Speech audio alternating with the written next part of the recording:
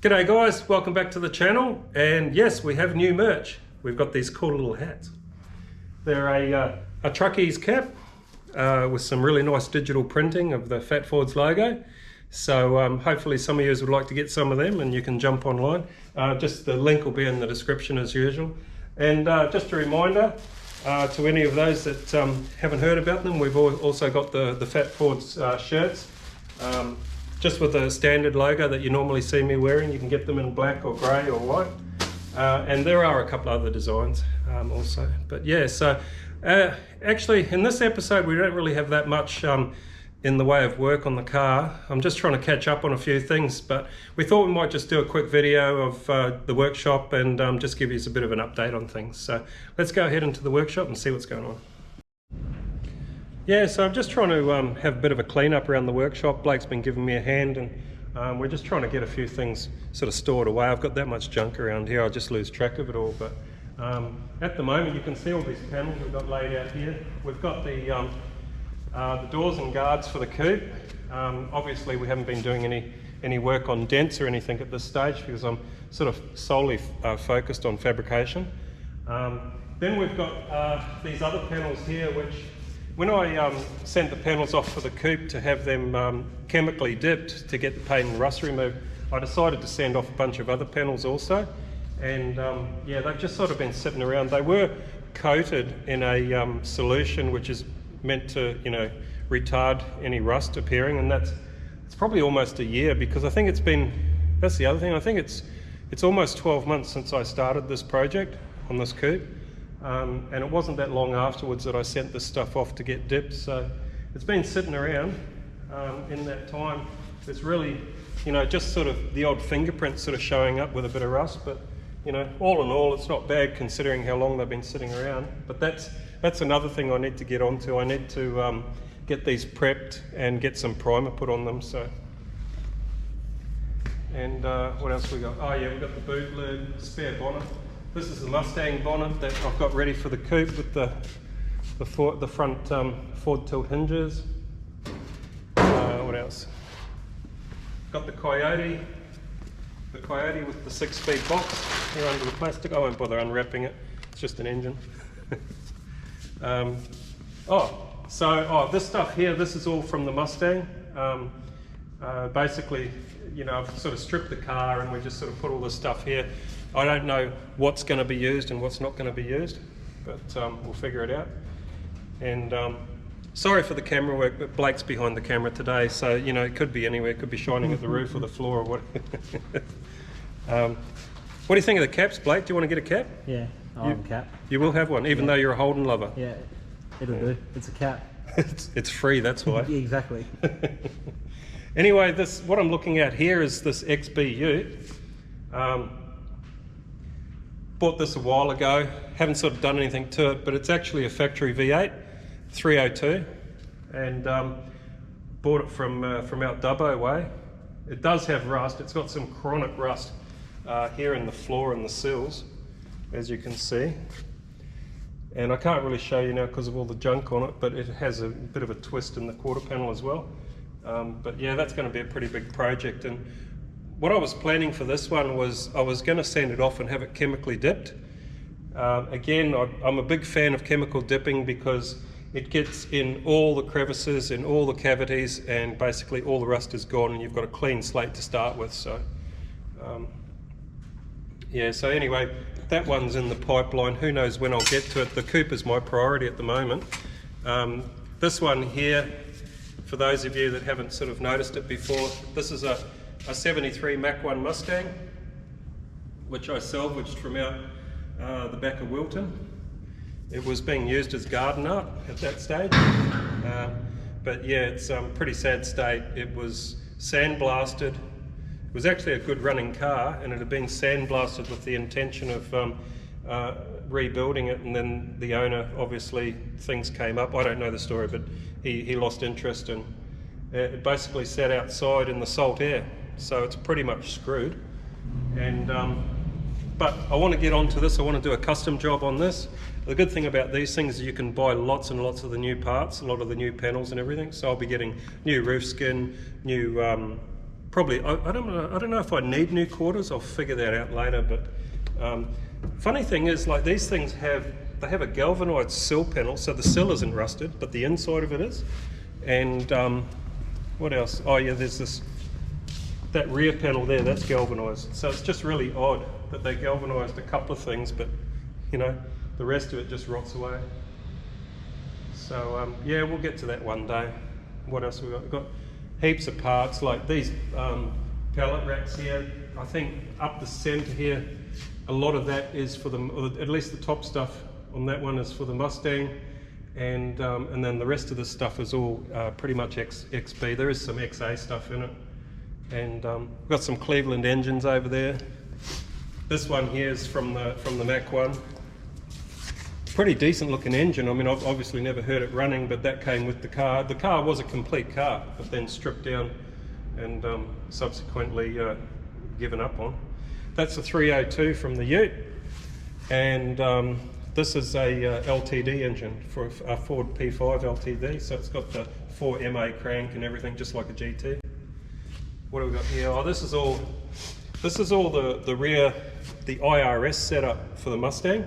I took it all apart and I sent the K-frame, if you want to call it that, the K-frame and the diff send off to the engineer who's currently working on it. We're looking at shortening it by 200 mil so we can get it into the car. We'll also have to get new axles made because they need to be 100 mil shorter on each one. And yeah, we'll just carry on down. Tons of glass and parts for XAXB, bonnets. What have we got? 1, 2, 3, 4, 5, 6 bonnets. I think 4 of them are XAs and 2 XB. And then we've got the 2 XB bonnet. We've got another XB bonnet here, which needs to be prepped and painted. Which brings me to another project which I kind of stopped halfway through. This is a really beautiful XB or XC bonnet. Again, it's been chemically dipped. So this XA, I started working on this before I got the idea for the coupe project, and got this thing from in Queensland actually, and it was so full of junk that I couldn't really see how bad it was. I had an idea how bad it was, but I didn't know for sure.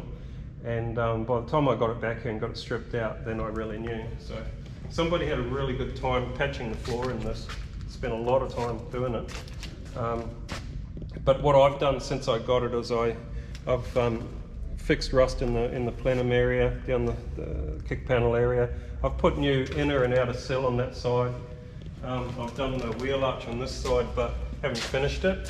And that's basically as far as I got. And then I got the idea to do the coupe project and kind of left this thing where it was. And subsequently it got put in the corner, and yeah, it's got a fair bit of surface rust over it. So I think we're going to have to get onto this fairly soon. And I don't really want to sandblast it because it had already been sandblasted once before. So probably what I'll be aiming to do is see what we can do with chemicals.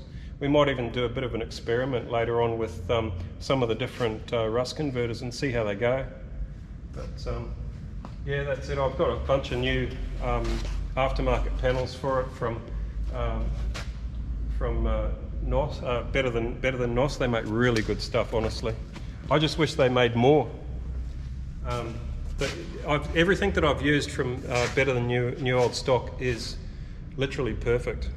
You know, compared to say some of the stuff you get from Rare Spares where you've got to really work on it and change it around and that.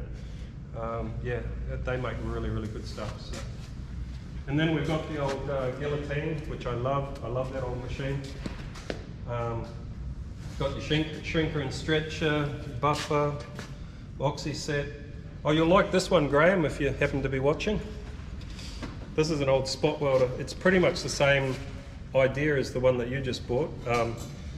And it has the slide hammer and everything, really much the same type of setup where it has the 3-pronged copper attachment on the end of the slide hammer. You just spot weld it onto the surface and then slide hammer, pull the dent out.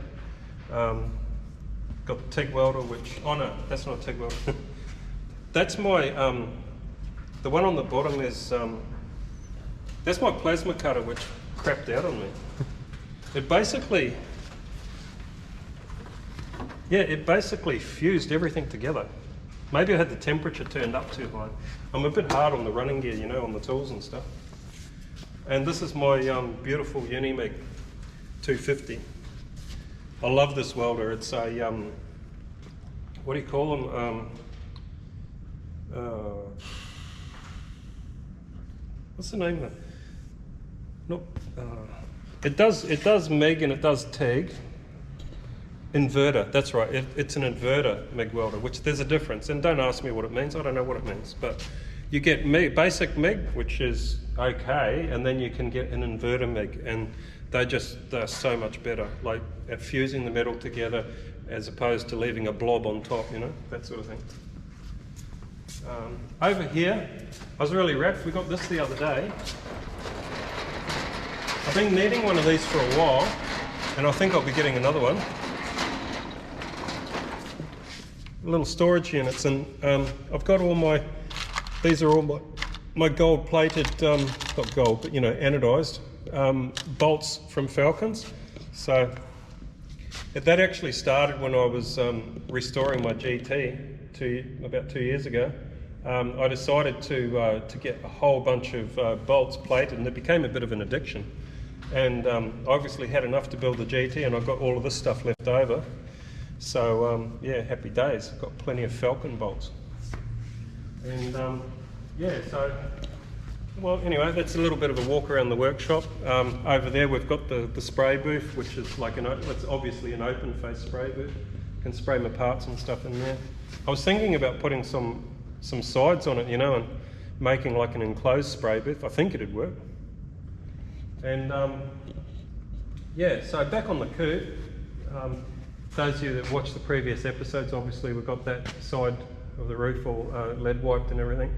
And it actually, I know it kind of may look like it's corrugated, but it's not. It's actually the sanding marks in the lead. It gives it that effect, but it's actually very straight.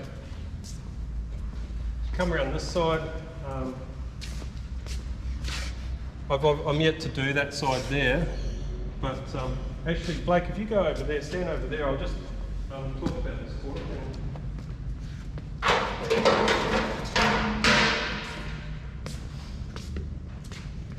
So one thing I've been thinking, you know, in my mind is what am I going to do about the quarter? Because when you look at the sill panel's been dropped 40 mil from stock, and it's, you know, it's shaped differently so it doesn't suddenly curve under the car. And we're obviously going to need to do something with the back here. So I was looking around at what could be used, and I saw these Jag panels. These are from an XJ6 Jag, and they're basically from the bottom of the rear quarter. And I'm thinking about adapting them, because I don't want that external body seam there where it's spot welded together. I want to have something really, really smooth. And I was looking at that panel, and the Jags, they're designed so they just curl under, and they're just smooth. They're just really, really nice, streamlined sort of panel. I know that's too long, but I know that I could work on that and chop it here and shorten it and do this, that and the other. And I'm looking at bringing it down 40 and then curving it under the car, and then at the same at the back, come down from the bottom of the bumper, then just curl straight into it, sort of thing. And then with the bumpers, probably what I'm going to do is I'm going to cut and shut the bumpers, get them in real tight to the car, and they'll be painted, they won't be chrome. But yeah, what else? So this, probably the priority, I'll get the lead finished on this. I've got to also work on the back window of this thing, because I'm going with a flush fit rear glass. The window opening's too big, so be looking at how I'm going to do that, and that'll be in an upcoming episode. I'll probably bring the glass right up to the top here, flush fit it, and then there'll be a bit of a gap on the side as it comes down, and then the bottom, I'll have to raise the window frame at the bottom up. So that'll be, as I say, that'll be in an upcoming episode. We'll do that. And then I've got to finish off little things, you know, like annoying little things, like because before with the bonnet, I went through a period where I hadn't decided what I was going to do with the bonnet, you know, was it going to hinge at the back or the front or this, that and the other. And I kind of got stalled on this area here. Now that I know it's hinging at the front, I'm probably going to be chopping all this off and refabbing it, getting it all smoothed out and everything, and then probably get it in epoxy, so I'll get some of this stuff you know, sort of final primed kind of thing. So, and as far as the back in here, that's all pretty much at a stand, so we're just waiting for the engineer to you know, to get the diff in that. If you come around here, you can see there's a big hole. So that's all just waiting for the engineer to bring the diff cradle to me. So yeah, so that's just a bit of an update of what we're doing in the workshop. Might not be the usual thing, hopefully it wasn't too boring for you, and like I say, grab yourselves a cap, grab yourselves a t-shirt, it'll help the channel, and yeah, if you haven't already, please subscribe and like and share and all that sort of good stuff. So anyway, we'll see you next time.